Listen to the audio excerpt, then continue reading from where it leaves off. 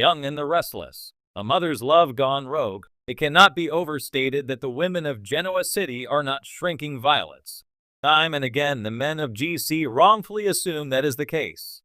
It's often to their peril. This week, Phyllis sends a private investigator after Kyle. She seeks an upper hand from Jack to control Jabbo and divest Fenmore's interest in the company. While there are plenty of reasonable ways to manage this, Phyllis does not choose those options. Instead, she hedges her bets on a scandal. One should never place their money on someone as dull as Kyle. Her plan goes off course. Many viewers and bloggers have claimed that Phyllis is investigating Kyle out of love for her daughter. That is not the Phyllis any viewers know. Only weeks ago, she sold out her friends and family to avoid implication in the J.T. Hellstrom trial. She would sell her daughter up the river too if it benefited business. When her plan falls flat, Summer is ultimately the injured party. Not to mention Phyllis could not give two figs about Kyle. To her, he is nothing more than a dumb and a pawn in her scheme. With this wholesome plan in place, private investigator armed with a camera is sent to watch Kyle and Lola on their romantic meeting. Phyllis hopes that the heavy-lidded looks the pair give each other are enough to substantiate the idea of adultery. The only problem being Lola is involved. Lola and her boring morals ruin the whole thing. She decides they cannot possibly spend the night together as Kyle is a married man. Ugh, so dull. Or is it? After all, there is nothing wrong with looking at the merchandise. It's a problem when touching gets involved. Without the nookie to back up the photos, Phyllis is left without blackmail. With Phyllis unable to cover up her tracks or prove any wrongdoing, she is stuck in a position of weakness with Jack. It's not a secret that Summer and Kyle have a sham marriage. Jack recruits the help of Lauren, Phyllis's would-be business partner, with an independent Jabbo. He might have a plan that can financially benefit all the parties involved. This action seems too kind, especially for Jack, who was the person to stage a coup in the first place. But perhaps, as the adage goes, the enemy of my enemy is my friend. Phyllis is nothing compared to Ashley, who has been scheming to destroy Jabbo from afar. Would a man be helpful this week? This is groundbreaking and a real cliffhanger for next week.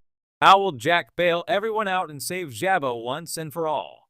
In the quiet town of Bellhaven, nestled between whispering woods and sleepy hills, everyone knew to mind their business, especially when it came to the Blackwell family.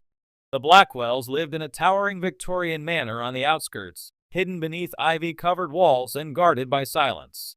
Margot Blackwell was once the town's golden girl. Homecoming queen, brilliant valedictorian, and the kind of beauty that made even the elderly grocer blush. But she disappeared for 10 years after college, only to return with a baby boy in her arms and a look in her eyes that chilled even the bravest souls. That boy was Jude. Jude was different. At 10, he spoke with the cadence of someone far older. He preferred solitude, wandering the woods for hours, speaking to no one but the crows that followed him like shadows. The townsfolk whispered witchcraft, curses, maybe even madness. But no one dared confront Margot. Her beauty had sharpened into something unapproachable, and the kindness she once radiated had hardened into something protective, cold, even dangerous. No one knew who Jude's father was. When asked, Margot's answer was always the same: he's gone, and that's all you need to know. But Margot wasn't just guarding a secret, she was guarding a storm. Jude turned 16 and things began to unravel. It started small. A neighbor's cat disappeared. A substitute teacher who gave Jude detention was suddenly hospitalized with a rare neurological condition. Then came the fire at the high school library, mysterious, unexplained, but somehow centered near where Jude had been standing just moments before. Margot kept him out of school after that. She told the town it was for his safety, but those who dared to meet her gaze knew better. It was for theirs. She taught Jude everything herself: science, literature, history, even Latin. But more than anything, she taught him control. Control over his anger, his emotions, and his abilities. Jude wasn't human. Not fully. And neither was Margot anymore. What she loved had changed her. What she feared had consumed her. It all went wrong on a Tuesday. Sheriff Clark, a well-meaning man with more heart than brains, had been pressured by the town council. Too many incidents, too much fear. They demanded an investigation. So he showed up at the Blackwell house with a polite knock and a gentle voice. Margot met him at the door, her eyes fierce and distant. You don't want to do this, Henry. I have to, Margot, he said. It's not about you. It's about the boy. He's my son. He might be something else, too. He didn't answer. She stepped aside, letting him in. Jude sat in the living room reading Faust. He looked up, his gaze unreadable. The interview was short. Sheriff Clark asked questions. Jude answered calmly. Too calmly. Clark left without incident, but he was never quite the same. The next day, he resigned. Said he was moving to Montana. They needed clean air and less history. Everyone knew what that meant. But it was too late. The town had tasted fear, and fear as a way of fermenting into action. Margot knew what was coming. She prepared Jude. You have to be careful. You have to promise me, no matter what they do, you don't lash out. They're afraid of me, Jude said. They should be, Margot whispered. But that doesn't give you permission to become what they fear. What am I really? Margot looked at him for a long time. You're mine. It was the only answer she had ever given that wasn't entirely a lie. The mob came 3 nights later. Pitchforks, torches, the whole cliché. Led by Mayor Tilden, who once courted Margot in high school and never quite forgave her for walking away. They surrounded the Blackwell house, shouting for Jude to come out, demanding justice, claiming safety. Margot stood at the balcony in a flowing black gown, hair like fire in the torchlight. You're making a mistake, she called out. He's dangerous, Tilden roared back. We've seen it. He's not right. He's a child, Margot answered. A child you fear because he's more than you'll ever understand. From the shadows, Jude watched everything. The fear, the hate, the weakness masquerading as righteousness. And something broke inside him. He stepped forward. Margot saw it in his eyes, the storm rising. Jude knew, but he wasn't listening. The wind howled suddenly, tearing through the trees like a wild scream. Flames turned blue.